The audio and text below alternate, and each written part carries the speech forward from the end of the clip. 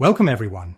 Let's dive into the detailed process of managing protests in FIVB beach volleyball. It's all about ensuring fairness and clarity in how protests are handled during world and official competitions. Absolutely, it's a very structured approach. So what's the first thing we need to understand here? Well, at its core, the protocol provides a clear step-by-step guide.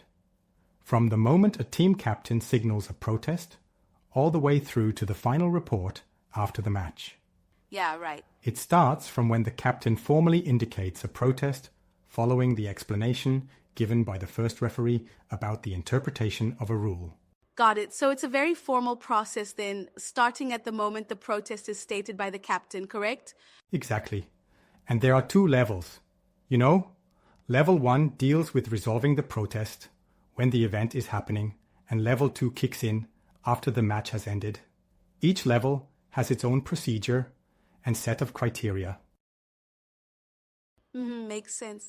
And what are these criteria exactly? I mean, what falls under a valid protest? Great question. The criteria revolve around three main points. 1. If the referee misinterpreted or wrongly applied the rules, or the consequences of the decision weren't assumed. 2. Any scoring errors like rotation or match score problems. And 3. Technical issues, such as weather or lighting conditions, affecting the match. So it's not just about play actions, but more on how the rules or conditions have been administered. Right. So if a player protests about, say, a playing action or misconduct, that's not enough unless it ties back to a misinterpretation of the rules. Exactly. The system is keen on that distinction, to avoid protests over mere gameplay unless it connects directly to the rules. Think of it as a method to ensure that the process stays focused on procedural fairness rather than getting sidetracked by subjective judgments. Yeah, I get that. So once a protest is initiated, what does the protocol require from the first referee? The first referee has a critical role. They must first try to resolve the issue by clearly communicating the basis of the decision to the team captain. That includes using hand signals and even consulting with fellow officials if necessary, to confirm that the protest meets the established criteria. That's key. But if the referee manages to clarify everything, does that mean the protest won't be escalated then? Right. The idea is to avoid the formal protest process if possible by resolving uncertainties on spot. But if the captain insists afterwards, then the protest protocol is formally initialized and the referee coach, or in some situations, even the technical delegate, gets involved. Yeah, I follow. Now let's talk about level 1 in more detail. What happens during that stage? Level 1 is essentially about resolving the protest in real time. It involves several stages. First, determining what the protest is really about, then deciding if the protest is valid, gathering any additional evidence, conveying the results to all parties, including scorers, and finally restarting play.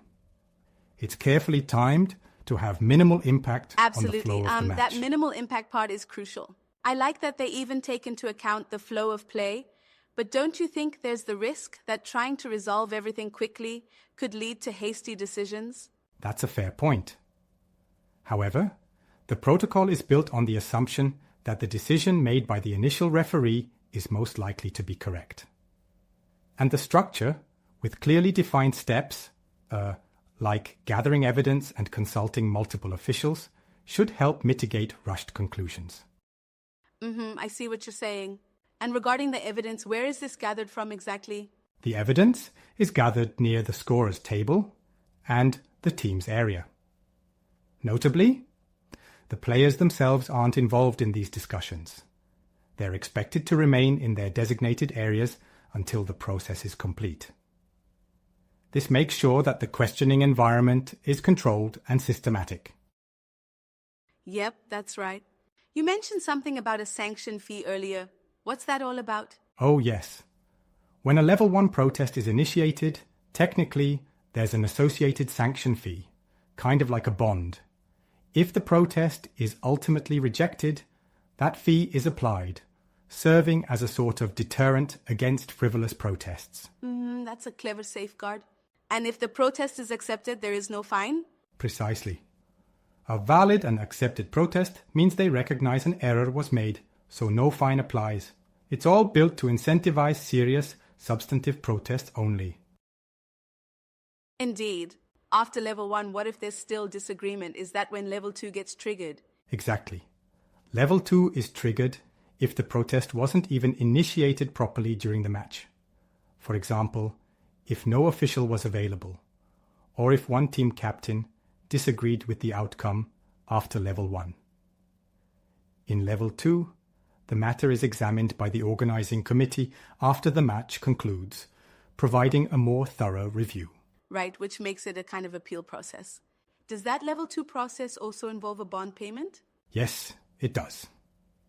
The team captain must submit a written protest with a bond attached, and the details have to be inserted into the score sheet before the match officials sign off. Nothing is left to chance. They record everything meticulously for transparency. Very comprehensive.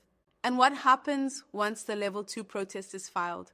The organizing committee then convenes. Its members and process are defined in the FIVB Beach Volleyball Handbook. They thoroughly review the basis of the protest, gather all the facts, and, if needed, even suggest corrective measures such as replaying part of the match. It's about ensuring that every protest is resolved on proper legal and ethical grounds. Right, it's an extra layer to ensure fairness. One thing I'm wondering about is the role of the reporting here. How do all these decisions get formally recorded? Good question. Both at level 1 and level 2, formal reports are prepared. For level 1, the referee coach writes a detailed report, which is then shared with the technical delegate. At level 2, a similar documentation trail is followed by the organizing committee. And don't forget, the score sheet itself is updated with specific remarks, depending on the outcome, whether the protest was accepted, rejected, or pending further review. Yeah, that creates an unbroken chain of accountability. And is this documentation strictly in English? Yes. The standard is that, ideally, all discussions and documentation should be conducted in English. That ensures consistency and transparency across international competitions. Exactly. I love how this process tries to eliminate uncertainty. But I still think there might be moments during high-tension matches where this rigorous protocol might slow down the game. Any thoughts on that? That's a good challenge. It could potentially cause, brief interruptions. However, the protocol is specifically designed to have as minimal an impact as possible. They plan for a quick restart after the resolution steps, which ensures the match's rhythm is restored promptly. And what about the role of the officials in all of this? Like the referee coach and the technical delegate, what are their main responsibilities? They play pivotal roles. The referee coach is usually responsible for carrying out the level 1 protocol, ensuring that all evidence is gathered and confirming that both team captains understand the outcome before play resumes. The technical delegate steps in when needed, especially when there's a need for further clarification or in exceptional circumstances. And importantly, for level 2, the organizing committee reviews everything to provide a final binding resolution. Exactly. So there's a clear separation of duties which minimizes any potential conflict of interest. It's really an intricate process, but when you break it down as we did, it actually makes a lot of sense. Absolutely.